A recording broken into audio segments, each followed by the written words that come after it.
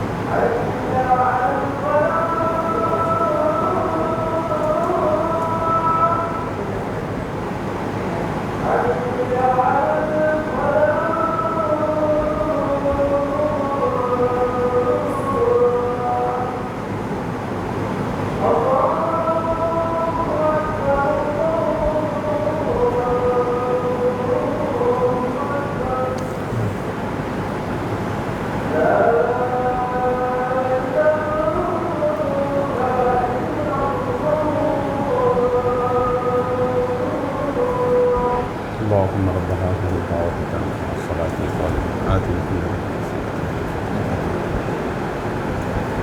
التي وعدت وارزقنا شرفها ক্লাসের দিনে আজানটা এখানে আসার আগেই দিবে, আজানের ওয়াক্ত আগে হয়ে যায়, আমি এখানে বসার সাথে সাথে আজান দেবে, অথবা সেটা দিতে না পারলে ক্লাসের শেষে আজান দেবে। হ্যাঁ হ্যাঁ, এটা জানাই দিবা। أعوذ بالله من الشيطان الرجيم بسم الله الرحمن الرحيم فلما بلغ معه السعي قال يا بني إني أرى في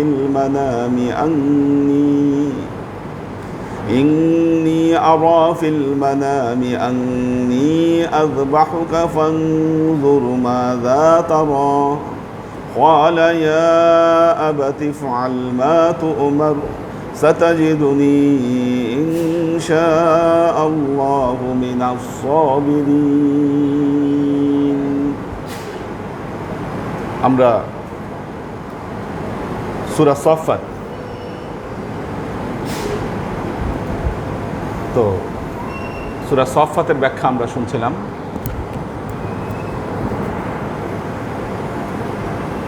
হযরত ইব্রাহিম আলাইহিস সালাতু ওয়াস সালাম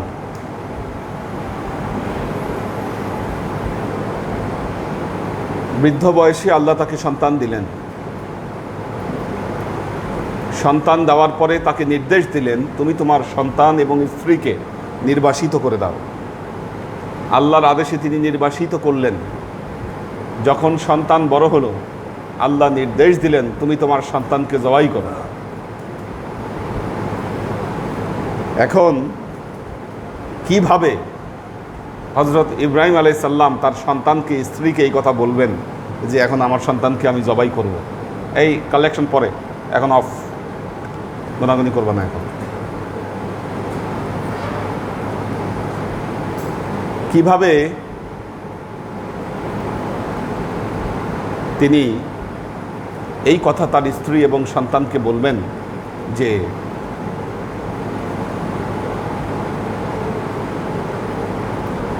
আমি আমার সন্তানকে কোরবানি করব? সেজন্য হযরত ইব্রাহিম আলাইহিস সালাম কৌশল অবলম্বন করলেন, হিকমা। কৌশলটা হলো,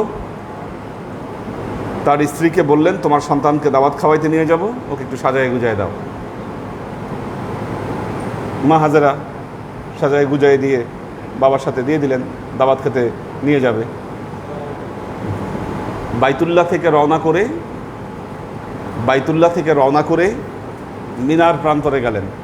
আপনারা যারা হজে গিয়েছেন তারা সবাই দেখেছেন কম বেশি মিনার প্রান্তর, যেখানে তাঁবু গাড়া হয়। মসজিদে খায়েফ আছে, যেখানে মসজিদে খায়েফের আশেপাশে এই ঘটনাগুলো।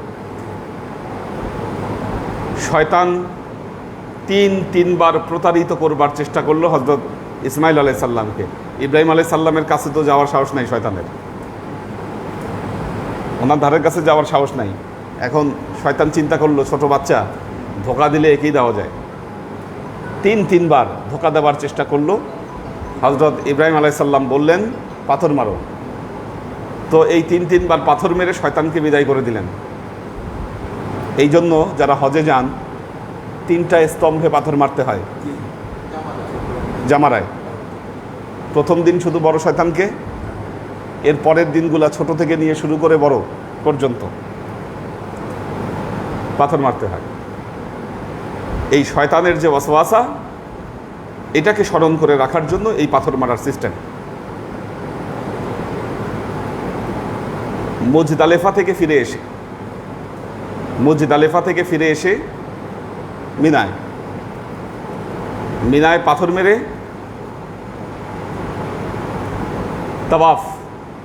তাওয়াফে জিয়ারা, কোরবানি, মাথা মুন্ডন, এরপর কয়েকদিন মিনায় অবস্থান করা, বাস হজ শেষ। তো হযরত ইব্রাহিম আলাইহিস সালাম সিদ্ধান্ত নিয়ে নিলেন, তিনি তার সন্তানকে কোরবানি করে দিবেন আল্লাহর রাস্তায়, এবং তার সন্তানকে এই নির্দেশ জানালেন।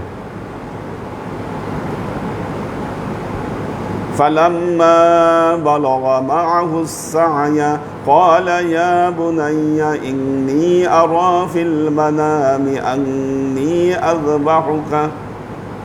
তিনি তার সন্তানকে জানালেন, হে সন্তান, আমি আল্লাহর কাছ থেকে আদিষ্ট হয়েছি, আমি স্বপ্নে দেখেছি, অর্থাৎ ওহির মাধ্যমে আমি আদিষ্ট হয়েছি, আন্নী আযবাহুকা, আমি তোমাকে কোরবানি করছি। ফানজুর মাযা তারা, এখন তুমি বলো তোমার মতামত কি, তোমার মতামত কি? বাবা সন্তানকে বলছে, আমি দেখেছি তোমাকে আমি কোরবানি করছি, অর্থাৎ তোমাকে আমি একটু পর জবাই করে ফেলবো, তোমার মতামত কি? দেখুন,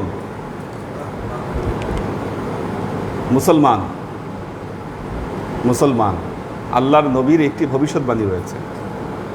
আল্লাহ নবী বলেছেন, কাল কিয়ামতের আগে ইহুদি খ্রিস্টানরা মুসলমানদেরকে দাওয়াত দিয়ে হত্যা করবে। সাহাবায়ে কেরাম জিজ্ঞাসা করলেন, ইয়া রাসূলুল্লাহ, এর কারণ কি? মুসলমানের সংখ্যা কমে যাবে? আল্লাহ নবী বললেন, না, মুসলমানের সংখ্যা কমবে না, মুসলমানের সংখ্যা কমবে না, বৃদ্ধি পাবে, কিন্তু সব হবে দুনিয়াদার মুসলমান।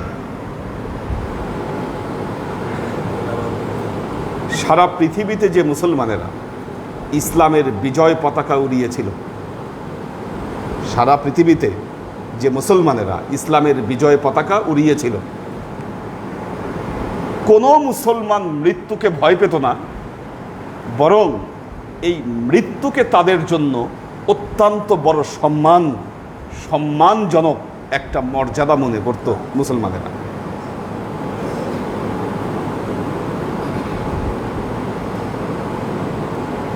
স্পেন বিজয় করেছিল মুসলমানেরা, জেরুজালেম বিজয় করেছিল মুসলমানেরা, আনাতোলিয়া বিজয় করেছিল মুসলমানেরা,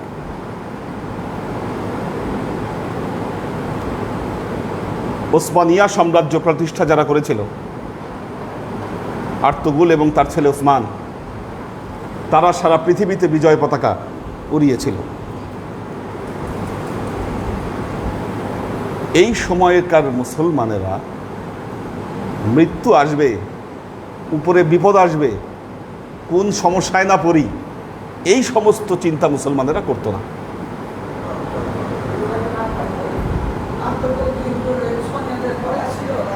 কারা? আর্তুগুল হলো ওসমানের বাবা, ওসমানিয়া সাম্রাজ্যের প্রতিষ্ঠাতা যে ওসমান, প্রথম ওসমানের বাবা হলো আর্তুগুল।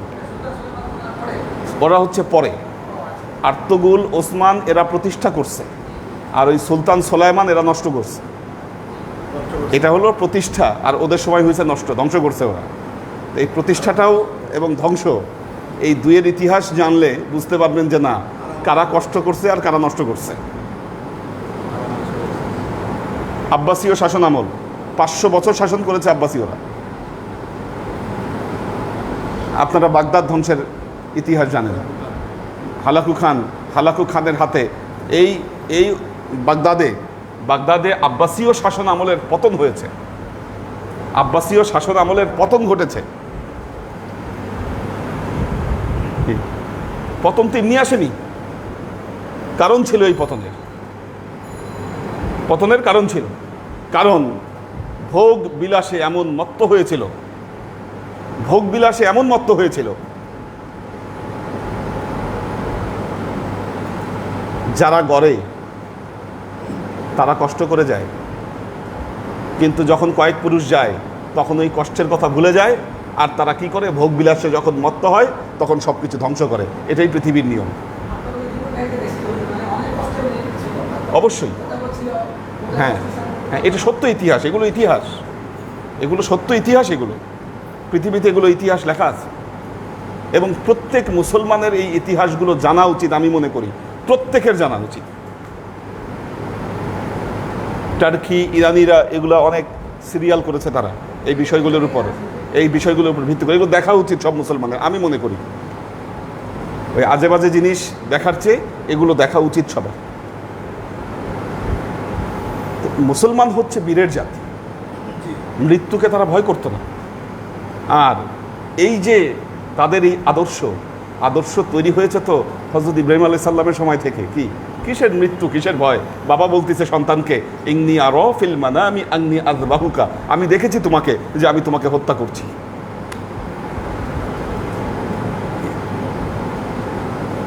এই সময়ের মুসলমান হলে চোখটা বন্ধ করে দিত, দৌড়, আগে বাঁচি,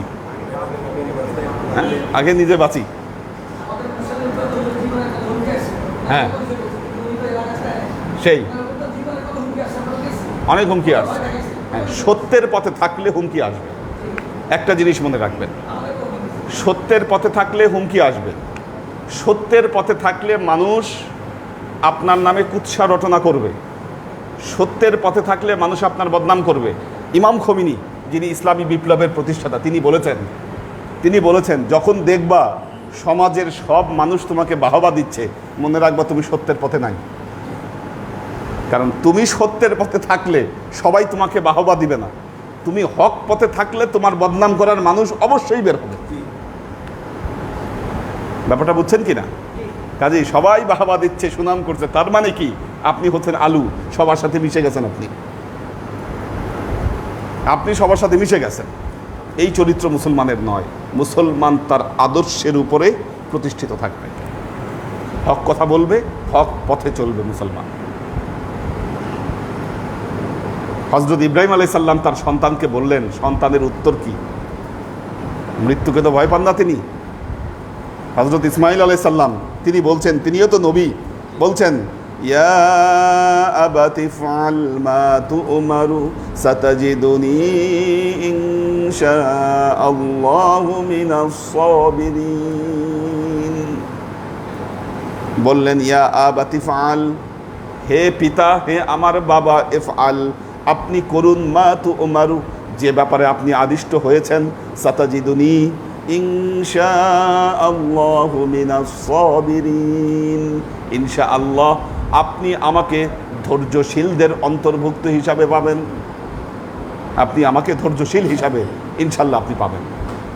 সাতাজিদুনি ইনশাআল্লাহু মিনাস সাবিরিন। আল্লাহর আশিক ও সালেহ বৃন্দ, তারপরের ঘটনা আপনারা জানেন। হযরত ইব্রাহিম আলাইহিস সালাম প্রস্তুতি নিলেন কোরবানি করার জন্য। বারবার চেষ্টা করছেন, কোরবানি হচ্ছে না। একবার, দুইবার, তিনবার চেষ্টা করছেন, কোরবানি হচ্ছে না। তিনি মনে করলেন ছুরিতে বোধহয় ধার নেই। ধার পরীক্ষার জন্য পাশের পাথরে তিনি আঘাত করলেন, পাথর কেটে গেল। নিশ্চিত হলেন যে না, ছুরির কোনো সমস্যা নাই। আবারও তিনি গলায় ছুরি চালালেন। আল্লাহ জান্নাত থেকে দুম্বা পাঠিয়ে দিলেন। দুম্বা কোরবানি করে ফেললেন। হযরত ইব্রাহিম আলাইহিস সালাম কোরবানি করে নিশ্চিত হলেন। হাতে যখন গরম রক্ত লাগলো, নিশ্চিত হয়ে গেলেন যে ইসমাইল কোরবানি হয়ে গেছে। ফালাম্মা আসলামা ওয়া তাল্লাহু লিল জাবিন, অতঃপর তারা যখন আসলামা, উভয়ে যখন আত্মসমর্পণ করল, ওয়া তাল্লাহু লিল জাবিন, এবং তারা জবাইয়ের প্রস্তুতি নিল। ওয়ানাদাইনাহু আইয়া ইব্রাহিম, আমি ডাক দিয়ে ইব্রাহিমকে বললাম, ওহে ইব্রাহিম। আল্লাহ শুধু মুসার সাথেই কিন্তু কথা বলেন নাই, সব নবীর সাথেই কথা বলছেন। আমাদের নবীর সাথে তো মেরাজের রাতে ডেকে নিয়ে গিয়ে কথা বলছেন। মুসা আলাইহিস সালামের সাথে আল্লাহ ওয়াদায়ে মুকাদ্দাসায় কথা বলছেন, ওয়াদিয়ে মুকাদ্দাসাতে কথা বলেছেন। ইব্রাহিমকে ডাক দিয়ে বলতেছেন, সরাসরি ডাক দিচ্ছেন, আইয়া ইব্রাহিম, আমি ডাক দিয়ে বললাম, হে ইব্রাহিম। আমরা বলি কাল্লামাল্লাহু মুসা তাকলিমা। ইহুদিদের নবী মুসা, ওনারা এটাকে খুব বড় করে দেখায়, এটা বিশাল ব্যাপার। আল্লাহ আর নবীর সাথে কথা বলেছেন। ওয়ানাদাইনাহু আইয়া ইব্রাহিম, আমি ডাক দিয়ে বললাম, ওহে ইব্রাহিম, কদ সাদ্দাকতার রুয়া ইন্না কাযালিকা নাজ্জিল মুহসিনিন। কদ সাদ্দাকতার রুয়া, তুমি তোমার স্বপ্ন, আমার আদেশ তুমি পূরণ করেছো, তুমি পালন করেছো। ওয়া কাযালিকা নাজ্জিল মুহসিনিন, আমি এভাবেই মুহসিন বান্দাদেরকে আমি যাজা দিয়ে থাকি, প্রতিদান দিয়ে থাকি। তুমি যে মুহসিন, এই প্রমাণ তুমি করেছো। তুমি আমার উপর, আমার কাছে তুমি একজন আত্মসমর্পণকারী বান্দা, এই প্রমাণ তুমি দিয়েছো। এরই পুরস্কার হিসাবে আমি ইসমাইলকে বাঁচিয়ে দিলাম। আর কি করলাম? ইসমাইলের পরিবর্তে আমি একটা জান্নাতি দুম্বা আমি জবাই করে দিলাম।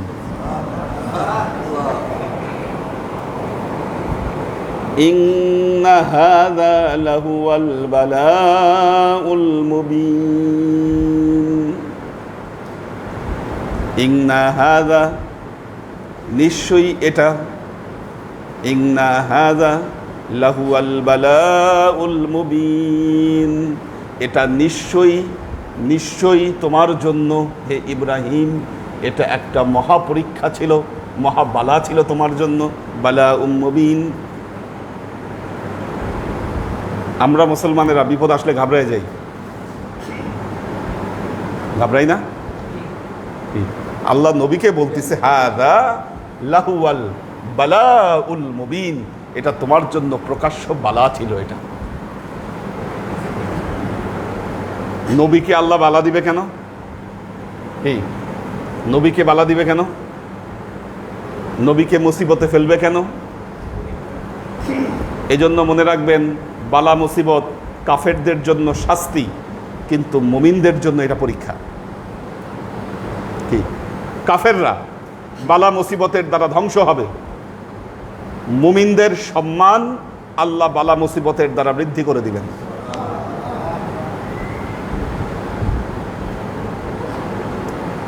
আমাদের সমস্যাটা কি? বালা আসলে মুসিবত আসলে ঈমান হারাই। কি বালা আসলে মুসিবত আসলে ঈমান হারাই ফেলি। অথচ আল্লাহ তার কালামে পাকে বলেছেন ওয়ালা তাহিনু ওয়ালা তাহজানু ওয়া আনতুমুল আ'লাউনা ইন কুনতুম মুমিনিন, তোমরা নিরাশ হয়ো না, দুশ্চিন্তাও করো না। ওয়া আনতুমুল আ'লাউনা, অবশ্যই অবশ্যই তোমরা উপরে উঠবে, ইন কুনতুম মুমিনিন, যদি তোমরা মুমিন হয়ে থাকো। মুমিন হয়ে থাকলে তোমরা নিশ্চয়ই তোমরা উপরে উঠবে। অথচ আমাদের উপর যখন বালা মুসিবত আসে, আমরা যে বিষয়টি ঘটে আমরা আমাদের ঈমান হারাই, ঈমান হারিয়ে ফেলি আমরা। আল্লাহ বললেন ওয়াফাদাইনাহু বিযিবহিন আযীম,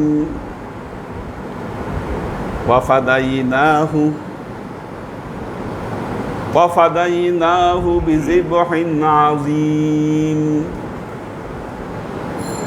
আমি তার পরিবর্তে একটা মহা কোরবানি আমি করলাম। ওয়াফাদাইনাহু বিযিবহিন আযীম, আমি একটা মহা কোরবানি তার পরিবর্তে আমি করে দিলাম। ওয়া তারাকনাহু ফিল আখিরিন, এই কোরবানি আমি শেষ জামানার জন্য আমি রেখে দিলাম। ওয়াফাদাইনাহু বিযিবহিন আযীম, আমি একটা মহা কোরবানি করলাম। এই মহা কোরবানিটা কি? মহা কোরবানিটা কি? আচ্ছা দেখেন, আল্লাহর যে বর্ণনা, দুম্বা কোরবানির পার্ট কিন্তু শেষ, দুম্বা কোরবানির পার্ট শেষ। ওয়াতাল্লাহু লিল জাবিন, উভয়ের তারা আত্মসমর্পণ করলো। ওয়ানাদাইনাহু আইয়া ইব্রাহিম, ওই দুম্বা কোরবানি শেষ, আমি ইব্রাহিমকে ডাকলাম, ডেকে বললাম কদ সাদ্দাকতা রুইয়া, তুমি তোমার স্বপ্নকে পূরণ করেছো। ওয়াকাযালিকা নাজ্জিল মুহসিনিন, আমি এইভাবে মুহসিনদেরকে পুরস্কার দিয়ে থাকি। ইন্না হাযা লাহুয়াল বালাউল মুবিন, এটা তোমাদের জন্য প্রকাশ্য বালা ছিল। ওয়াফাদাইনাহু বিযিবহিন আযীম, আমি তার পরিবর্তে একটা মহা কোরবানি আমি কবুল করলাম। এই যে মহা কোরবানি, এটা ওই জান্নাতি দুম্বা নয়, জান্নাতি দুম্বা নয়। এই কোরবানি এসে পড়ল, এই কোরবানি এসে পড়ল আল্লাহর নবীর পিতা হযরত আব্দুল্লাহর উপরে। কি এই কোরবানি? ওয়া তারাকনাহু ফিল আখিরিন, আল্লাহ তো ওই সময় কি একটা কোরবানি আল্লাহ চেয়েছেন, এখন কোরবানি করতে হবে। এই কোরবানির জন্য প্রথম নির্বাচিত যিনি হলেন তিনি হচ্ছেন জাবিহুল্লাহ, হযরত ইসমাইল। হযরত ইসমাইলকে বলা হতো জাবিহুল্লাহ, জাবিহুল্লাহ বলা হতো হযরত ইব্রাহিম আলাইহিস সালামকে, ইসমাইল আলাইহিস সালামকে। তো এই আল্লাহর জন্য যিনি জবে হয়েছেন, উৎসর্গিত, তো উনি ছিলেন জাবিহুল্লাহ, ওনার কোরবানি হওয়ার কথা ছিল। ওনার কোরবানি হবার কথা ছিল, তো আল্লাহ ওনার কোরবানি জান্নাতি দুম্বার কোরবানি দ্বারা রদ করে দিলেন। হজরত ইসমাইল আলাইহিস সালামের বংশধারারই 89তম পুরুষ হচ্ছেন হজরত আবদুল্লাহ। এখন আব্দুল মুত্তালিব তিনি আল্লাহর কাছে মানত করেছিলেন, আল্লাহ যদি আমাকে 11টা সন্তান দেয় তাহলে আমি একটা সন্তানকে আল্লাহর রাস্তায় কোরবানি করে দিব, জবাই করে দিব। মানত করছেন, আল্লাহ তাকে ঠিকই 11টা পুত্র সন্তান দিয়েছে। এই মানত কেন করেছিলেন? আরবে কন্যা সন্তান হওয়াটা সবাই একটু খারাপ মনে করতো, কাজেই উনি আল্লাহর কাছে মানত করছিলেন, আল্লাহ তুমি আমাকে সব পুত্র সন্তান দাও, আর যদি 11টা দাও তাহলে তো কথাই নেই, আমি একটাকে কোরবানি করে দিব। কথার কথা, উনি ভাবেন নাই যে 11টা হবে, শর্ত দিয়েছেন তো আল্লাহকে, যদি 11টা হয় তাহলে একটাকে আল্লাহর রাস্তায় কোরবানি করে দিবে। তিনি হয়তো ভাবছিলেন হয়তো 2-1টা মেয়ে হয়ে যেতে পারে, কিন্তু আল্লাহর কি খেলা, আল্লাহ ওনাকে 11টা পুত্র সন্তানই দিয়েছেন। এখন আল্লাহর কথা রাখতে হবে। কোনটা? হয়তো জায়েজ ছিল, তো এখন দিয়ে ফেলছে মানত, তো এখন পূরণ করতে হবে, কি করা যায়? উনি এখন লটারি করলেন কারে কোরবানি করা যায়। লটারিতে নাম আসে হজরত আবদুল্লাহ, আবদুল্লাহ তার খুব প্রিয়। আচ্ছা, এখন লটারিতে হজরত আবদুল্লাহর নাম আসে। এখন উনি চিন্তা করলেন যে না, এটা করা যায় না। আবদুল্লাহর পরিবর্তে 10টা উট দিয়ে লটারি করলেন, তাও আবদুল্লাহর নাম আসে। 20টা উট দিয়ে করলেন, আবদুল্লাহর নাম আসে। 30টা আবদুল্লাহ, 40, 50, 60, 70, যখন 100টা উট উনি আবদুল্লাহর বিপরীতে রাখলেন তখন 100টা উটের নাম আসলো। অর্থাৎ 100টা উট কোরবানি করতে হয়েছিল হজরত আবদুল্লাহর কোরবানিকে রদ করার জন্য। দেখেন, ওই ইসমাইল আলাইহিস সালামের জবাই হজরত আবদুল্লাহর উপরে আসলো, ওইটা যেমন জান্নাতি দুম্বা দিয়ে রদ হয়েছিল, এই কোরবানি রদ হলো 100টা দুম্বার পরিবর্তে। হ্যাঁ, বিশাল ব্যাপার। শুধু সেই আমল কেন, এই আমলেও বিশাল ব্যাপার। 5 কোটি টাকা লাগবে এই আমলে আপনি 100টা উট কোরবানি দিতে গেলে 5 কোটি টাকা লাগবে। একটা জানের বিনিময়ে 5 কোটি টাকা সদকা, বুঝেন? কারেন্সি মান ধরলে ওইটাই ধরতে হবে আপনাকে, 5 কোটি টাকা। রদ হলো কোরবানি, কিন্তু আল্লাহর তো কোরবানি চাই। কোরবানি এই ধারার উপরেই তো কোরবানি। হজরত ইব্রাহিমের 2 সন্তান, হজরত ইসমাইল এবং ইসহাক। পূর্ববর্তী বনি ইসরাইলের সব নবীরা ইসহাকের বংশধারায়, হজরত ইসমাইলের বংশধারায় আর কোনো নবী নাই। আসলেন শেষ নবী হজরত মুহাম্মদ মুস্তাফা সাল্লাল্লাহু আলাইহি ওয়াসাল্লাম, খাতামুন নবিয়্যিন, যিনি কি একজনের পাওয়ার তো 100 জনের উপরে। এই জন্য আল্লাহ শেষ নবীকে এই ধারাই দিলেন। এখন এই ধারায় তো কোরবানি কি এত বড় সম্মান, কোরবানি তো করতেই হবে। এই কোরবানি শেষ পর্যন্ত যিনি সম্পাদন করলেন তিনি হচ্ছেন সৈয়দুনা ইমাম হুসাইন রাদিয়াল্লাহু তাআলা আনহু।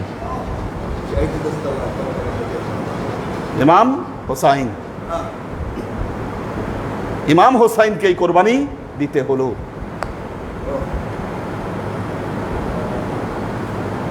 ওয়াফাদাইনাহু বিযিবহিন আযীম। যদি হযরত ইমাম হুসাইন তিনি যদি কোরবানি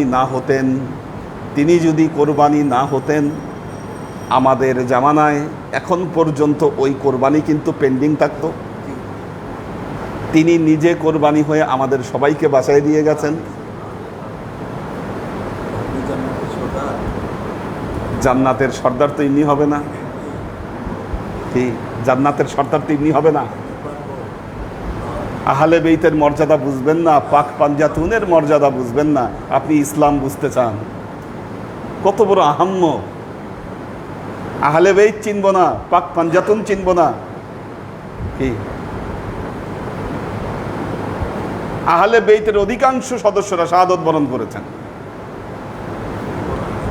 ওয়াফাদাইনাহু বিযিবহিন আযীম, আমি তার পরিবর্তে মহা কোরবানি কবুল করলাম। এই মহা কোরবানি ছিল ইমাম হুসাইনের শাহাদত। আল্লাহর নবী তো জানতেন ইমাম হুসাইন শাহাদত বরণ করবেন। আর আমরা এই জামানার মুসলমান, কোরবানি দিতে গেলে আমাদের গায়ে ব্যথা উঠে। আল্লাহ কত সহজ কোরবানি করছেন। আরে কোরবানি করো, কোরবানি করে গোস্ত তুমি খাও আর বাকি সবাইদের নিয়ে খাওয়াও। কি যে কোরবানি হচ্ছে আমরাই খাই দিয়ে শেষ করতেছি, আমরাই খাই দিয়ে শেষ করতেছি। তারপরেও কোরবানি করার পর নফসের কি চাহিদা, নফসের যে আমাদের কি কোরবানি করা, গোস্ত বন্টন, এগুলা যখন সামনে আসে তখন বোঝা যায় আমাদের নফস কত তাজা। কি গোস্ত কম পাইলাম না বেশি পাইলাম, গোস্ত কতটুকু দিলাম আর কতটুকু নিয়ে গেলাম, আমার ভাগে কতটুকু পড়লো আর কোথায় কতটুকু দিলাম, এই হিসাব নিয়ে আমার মন বহুত বেজার, বহুত বেজার। এই সমস্ত গরু খাওয়া মুসলমান দিয়ে ইসলামের কোনো লাভ হবে না। আপনি তো গরু খাওয়া মুসলমান। এত সস্তা কোরবানি, যে আমল বান্দার সাথে আল্লাহর নৈকট্য এনে দিবে, এত সস্তা। যে মুসলমান তার নফসকে কন্ট্রোল করতে পারে না, তার নফসের উপর তার নিয়ন্ত্রণ নাই, কি কোরবানি করবে সে? আর এই কোরবানি দিয়ে কতটুকু আল্লাহর নৈকট্য অর্জন করা সম্ভব?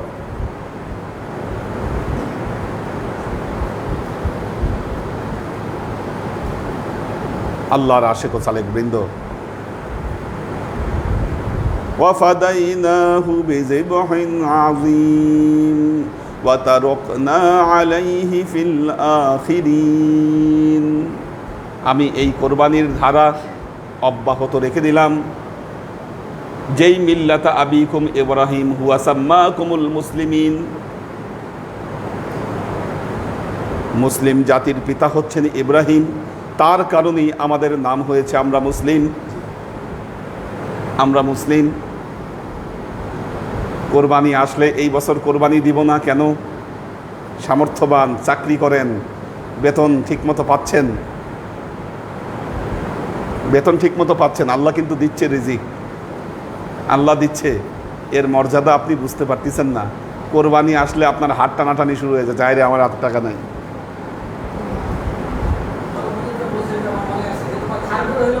হ্যাঁ, শুকরে নেয়ামাত নেয়ামাত আশরা আফজুন কুনাত, কুফরে নেয়ামাত আজকাফাত বীরুন কুনাত, লা ইন শাকারতুম লা আযীদান্নাকুম ওয়া লা ইন কাফারতুম ফা ইন্না আযাবি লাশাদীদ। যদি আমার শুকরিয়া আদায় করো, আমি তোমার শুকরিয়াকে আমি আরো বাড়ায় দিব। কেন আমাদের অবস্থা একরকম থাকে না জানেন? আমাদের নিজেদের কারণে, নফসের কারণে। আল্লাহর কাজ করতে গেলে সব বাধা বিপত্তি আমার সামনে এসে দাঁড়ায়। যখন আল্লাহর কাজে প্রশ্ন আসে তখন অভাব আসে। যখন আল্লাহর কাজের প্রশ্ন আসে তখন হাত টানাটানি শুরু হয়। আর দুনিয়ার সব কাজ আপনার ঠিক মতো চলতেছে, দুনিয়ার সব কাজ আপনার ঠিক মতো চলছে, কোনটা থেমে নাই। আল্লাহর কাজ করতে গেলে তখন খুব হাত টানাটানি। এই সমস্ত মুসলমান কি আশা করতে পারে? ধার খরচ করে জীবনে অনেক বড় বড় কাজ করেছেন আপনি,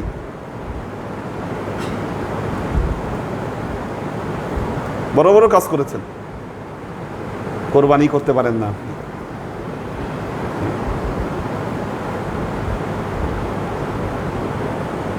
আপনার বাসায় আপনি ইন্টারনেটের ডিশ অ্যান্টেনার লাইনের বিল ঠিক মতো দিতে পারেন? কত করে ডিশ অ্যান্টেনার লাইনের বিল? হ্যাঁ, মিনিমাম 300 বা 500। হ্যাঁ, আচ্ছা আচ্ছা, 1000, মানে প্রতি বছর আপনার 12,000 টাকা আপনি দিচ্ছেন এটার পিছে। আপনি 12,000 টাকা খরচ করে ডিশ দেখতে পারতেছেন, নেট ব্যবহার করতে পারতেছেন। এই টাকা খরচ করলে কিন্তু আপনার কোরবানি হয়ে যায়।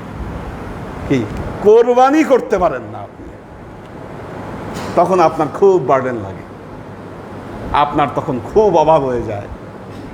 কি কোন মুসলমান আপনি? হযরত ইব্রাহিমের এই মুসলমান। আল্লাহ নবী যে বলেছেন যে তোমাদের মিল্লাতের আদি পিতা ইব্রাহিম, কি এর সাথে তুলনা করলে কোথায় আছেন তারা আর কোথায় আপনি?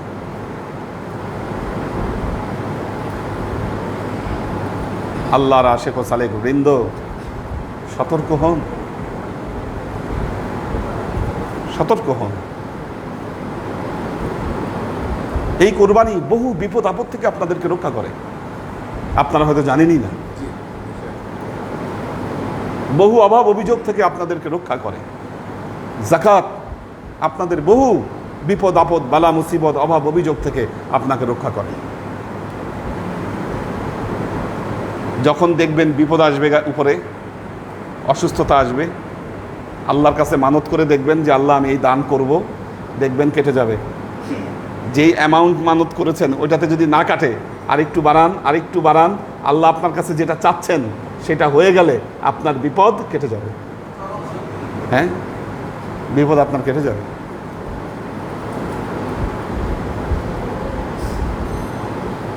আল্লাহর আশিক ও সালেক বৃন্দ,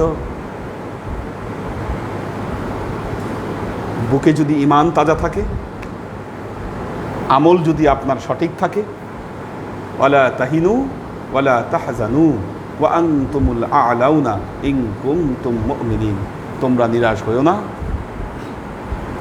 অবশ্যই অবশ্যই তোমরা উপরে উঠবে যদি তোমরা মুমিন হয়ে থাকো।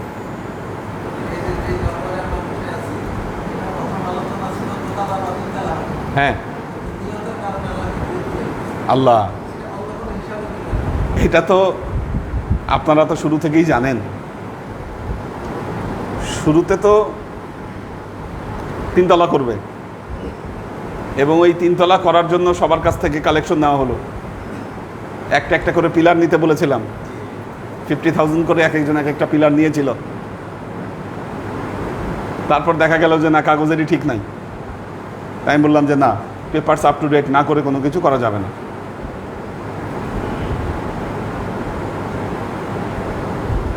আমি যদি ওই 2 দিনের চিন্তা করতাম, হ্যাঁ হ্যাঁ হ্যাঁ, এখন যদি ওই চিন্তা করতাম, আচ্ছা ঠিক আছে একটা হোক কোনো মতে, আপনারা তাই করতে চেয়েছিলেন,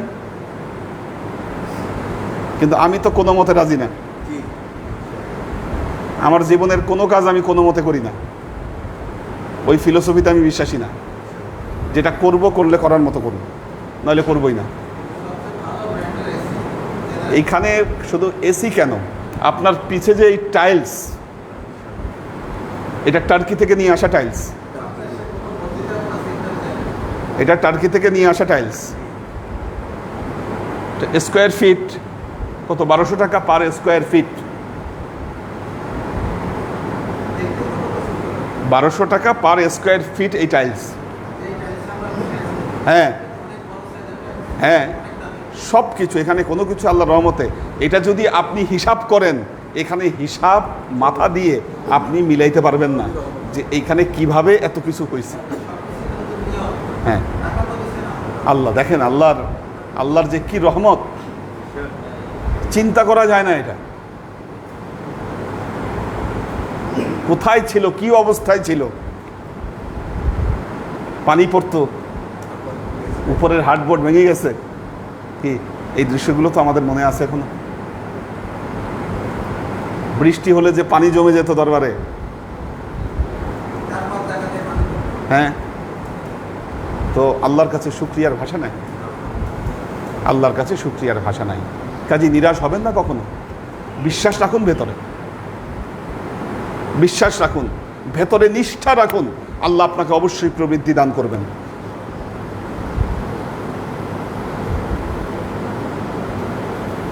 অসততা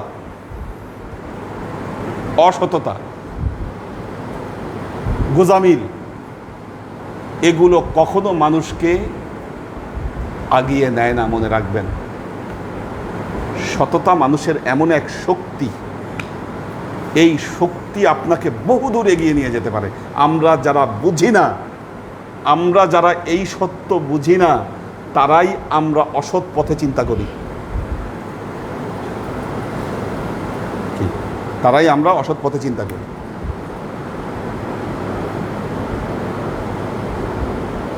আমি আমার জীবনে এখন পর্যন্ত গভর্নমেন্ট চাকরির সাথে তো আমি জড়িত আছি, চাইলে কিন্তু যদি আমার ওই প্ল্যানিং থাকতো, যদি নিয়াত থাকতো, গভর্নমেন্টের বড় কোনো জায়গায় আমি দায়িত্ব যেতে পারতাম,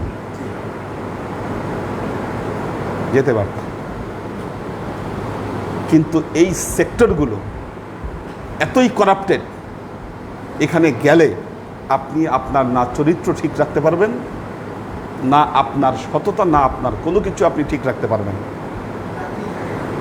আমি যাই নেই, কোনো ইন্টারেস্টই নাই।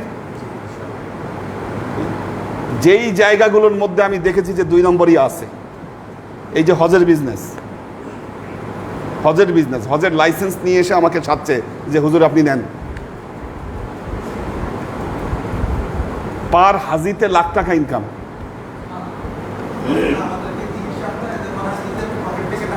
হ্যাঁ হ্যাঁ, পার হাজিতে লাখ টাকা ইনকাম, তার মানে 40 জন হাজি মানে 40 লাখ টাকা ইনকাম। হ্যাঁ, বিশাল ইনকাম। কিন্তু এর মধ্যে যে জোচ্চুরি,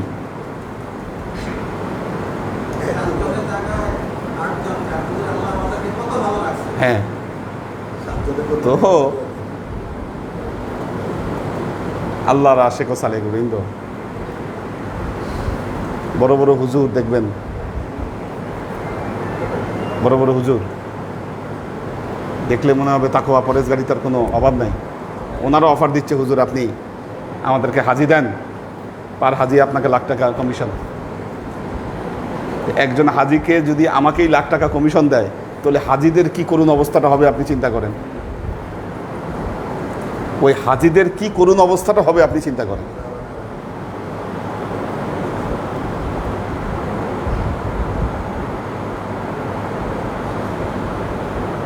এগুলা 2 নম্বরই যারা করেন তারা কেউ ভালো নাই আমার দেখা মতে, কেউ না, কেউ ভালো না।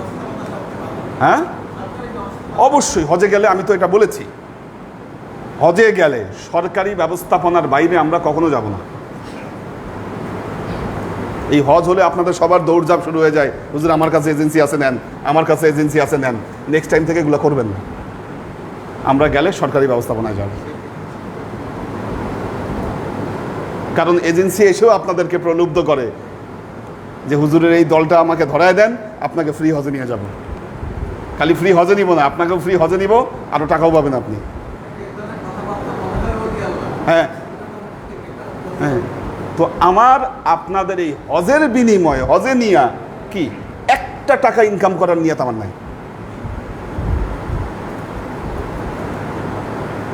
এগুলা 2 নম্বরই টাকা বা 2 নম্বরই কোনো চিন্তাধারা। কত মানুষ এসে কত রকম অফার দেয়, যখন আমাকে অফারগুলো দেয় আমি খালি তাকায় দেখি আর হাসি। আমি তো বুঝি ওর ধান্দা, ও কোন কোন লেভেলের এবং কোন জায়গার মানুষ, আমি তো দেখলে তো আমি বুঝি। কথাগুলা শুনি আর হজম করি, মনে করি যে মনে হয় একজন লোক এখানে আসছে, দেখলে মনে হবে অলিয়া উলিয়া, একদম আল্লাহর খাঁটি অলি, সব দাড়ি সব সাদা।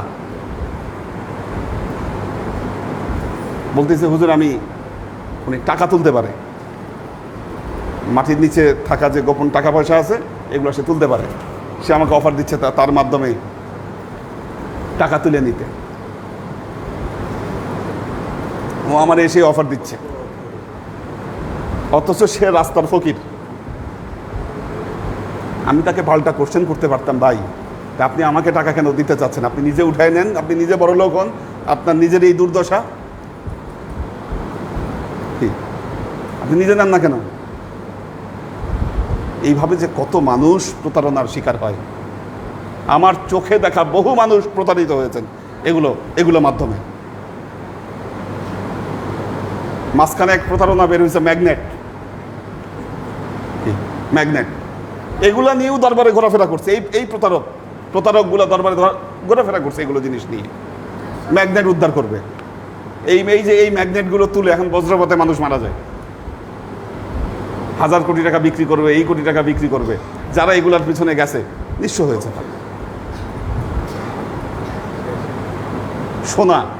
সোনা জাল করে, সোনা কি জাল সোনা, নকল সোনার বিজনেস করে, নকল ডলারের বিজনেস। আল্লাহর আশিক ও সালেক বন্ধু, এগুলো করে মানুষ বেশি দিন যেতে পারে না। এগুলো করে মানুষ বেশি দিন যেতে পারে না, এটা বুঝতে হবে আপনাকে।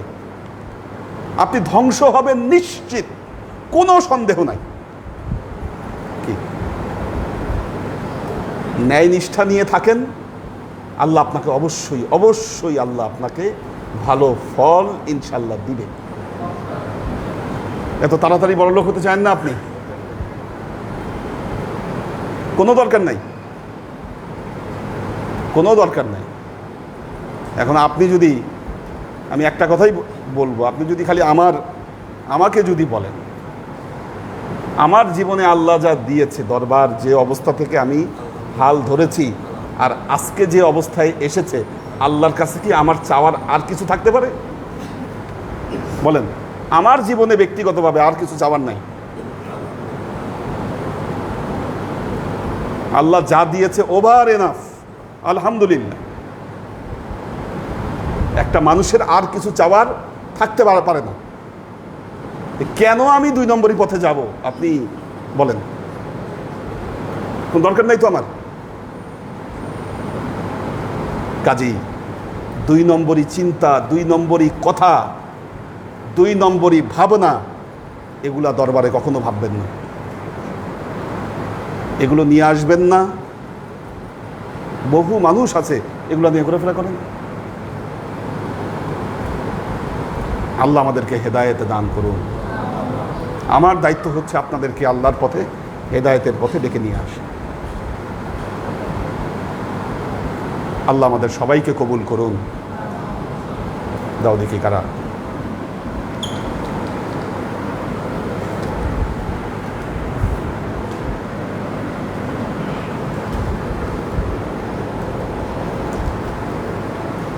কোরবানির কোরবানি রিসিট দাও নাকি, রিসিট নিয়ে নেবেন যারাই। হ্যাঁ, ওই কোরবানির কালেকশন এখন ইয়ারা করতেছে, যেহেতু শওকত হোসেন ভাই আসতে পারছে না, আমাদের শফি মাসুক এরা করতেছে, ইয়াং। যারাই টাকা দিবেন, টাকা দিয়ে রিসিট নিয়ে নেবেন।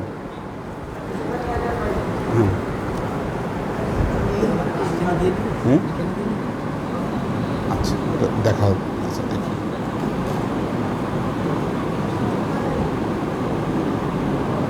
ফাইম ফাইজুল্লাহ, তোহফা লাবিব, পপিয়ারা জোমান সুমি, ডক্টর শওকত ওসমান, সোহেল খান, জয়নাল আবেদিন, মাসুদ কবির, শাকেরা আফজারা, কাউসার আলম আলাল, সাজ্জাদ রহমান, আনোয়ারা শরীফ, সুরভি আক্তার নিপা, কাউসার আলম আলাল, ওনার শ্বশুর এবং ওয়াইফ খুব অসুস্থ, দোয়া চেয়েছেন উনি। ইব্রাহিম খলিল, এইচ.কে কনক, ওমর শরীফ, পর্ণা বিনতে কাদির, আমাদের হাসিব ভাই আছেন, আমাদের আক্তারুজ্জামান ভাই আছেন, কহিনুর বেগম, কুলসুম আক্তার,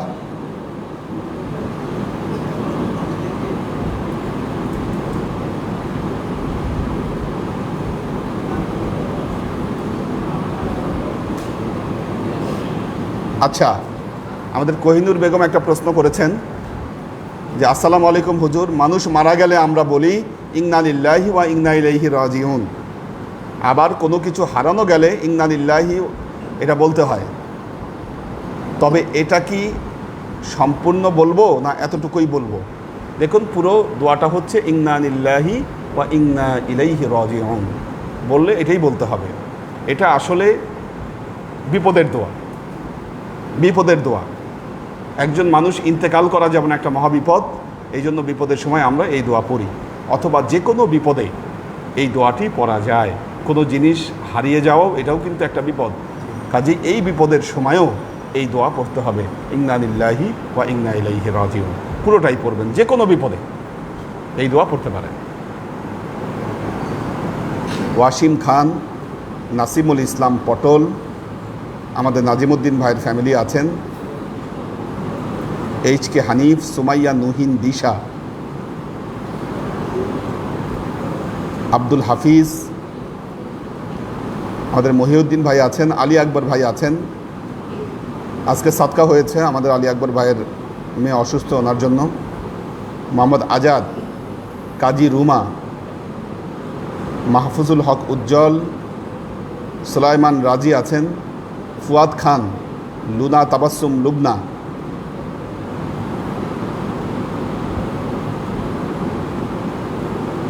মোবাইদুর রহমান, আমাদের আব্দুল সাত্তার ভাই আছেন, সাইফুল্লাহ রিঙ্কু বাহরাইন থেকে আছেন, পাখির ভেজ, আমরিন শরীফ, সঞ্জিদা রেজা, নয়ন হুসাইন, সালাউদ্দিন সাদিফ, শাকেরা আফজারা, আসমা আজিজ, ফাইম ফাইজুল্লাহ, সইফা বিনতে আমির, সুলতান মামুন, তাসনিয়া মুস্তাজির, আমির হোসেন, সইফা বিনতে আমির। আল্লাহ সবাইকে ভালো রাখুন, সুস্থ রাখুন।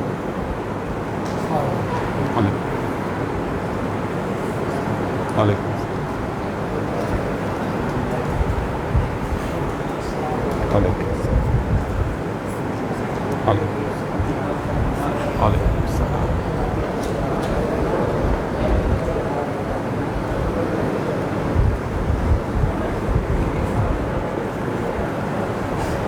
اللهم آمين. اللهم صل على محمد وعلى آل محمد كما صليت على إبراهيم وعلى آل إبراهيم হ্যাঁ, আমাদের আলী আকবর ভাইয়ের মেয়ের জন্য খতম হয়েছে। এখন কি অবস্থা, আপডেট জানেন কি না? যে খুব অসুস্থ, আমি কালকে শুনেছিলাম। আজকে সাদকা হয়েছে, তো দুপুরে মনে হয় ইয়াও করা হয়েছে, ব্যবস্থাপনা এখানে কিছু নেওয়া হয়েছে, আর খতম করা হয়েছে। দোয়া করবেন আল্লাহ যেন ওনাকে সুস্থ করে দেন। আচ্ছা, এবং সবাই সতর্ক থাকবেন, এটা সবার প্রতি আবেদন। সতর্ক থাকবেন, মাস্ক এবং যে সাবধানতা সেগুলো ব্যবহার করবেন। অনেকে বলেন যে মাস্ক ব্যবহার করা এটা শরীয়ত সম্মত না, এটা মূর্খ। মাস্ক এটা আল্লাহর নবীর আরব দেশের সুন্নত। কেন জানেন? আরবরা ওই যেটা ব্যবহার করে ওইটাই মাস্ক আসলে। হ্যাঁ, ওই মাস্কের এই আধুনিক সংস্করণ হচ্ছে এই মাস্ক। হ্যাঁ, কোনটা? হ্যাঁ, এগুলো সব বাজে কথা, ঠিক আছে? এগুলো সব বাজে কথাবার্তা। হ্যাঁ, তো এই সমস্ত মৌলবীদের কথা শুনলে ক্ষতিগ্রস্ত হবেন। হ্যাঁ, এটাই হচ্ছে কাঠমোল্লা। কাঠমোল্লা যাদেরকে বলে আর কি প্রচলিত ভাষায়। এই যে কালকে কি এক মশলা শুনলাম, কি জানি, কে বললো এটা, কি, হ্যাঁ কি জানি বলছে মশলা, ওই জানাজার কি এক দোয়া বানাইছে, ওই দোয়া না বললে জানাজা হবে না। কোত্থেকে এগুলো বানায় মানুষ। হ্যাঁ, আজকে আবার লাইভে একটা 21 টেলিভিশনের লাইভে ছিলাম সকালে, একজন বলতেছে ফোন দিয়া যে মহিষ কোরবানি দিলে নাকি হবে না, কে বলছে? হ্যাঁ, এগুলো বানোয়াট কথাবার্তা, এগুলো মানুষ আন্দাজে, এগুলো হচ্ছে কাঠমোল্লাদের কাজ।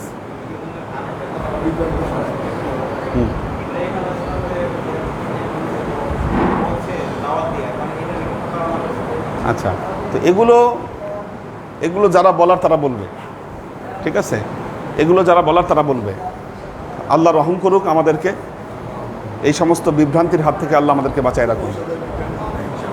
ربنا ظلمنا أنفسنا وإن لم تغفر لنا وترحمنا لنكونن من الخاسرين ربنا لا تزغ قلوبنا بعد إذ هديتنا وهب لنا من لدنك رحمة إنك أنت الوهاب اللهم إنك عفو تحب العفو فاعف عني يا غفور رحيم الودود اللهم نور قلوبنا بنور الإيمان ونور قلوبنا بنور الإسلام ونور قلوبنا بنور الإحسان وزين أخلاقنا بنور محمد صلى الله عليه وسلم اللهم إنا نسألك علما نافعا رزقا واسعا عملا مقبولا شفاء من كل داء قلبا خاشعا ذهنا ذاكرا إيمانا كاملا توبة قبل الموت راحة عند الموت ونزاة بعد الموت اللهم إنا نسألك رحمتك في كل درجة فلاح في كل أمر ونعوذ بك من الشرك والشك والنفاق والبدعة ومن كل وسوسة الشيطان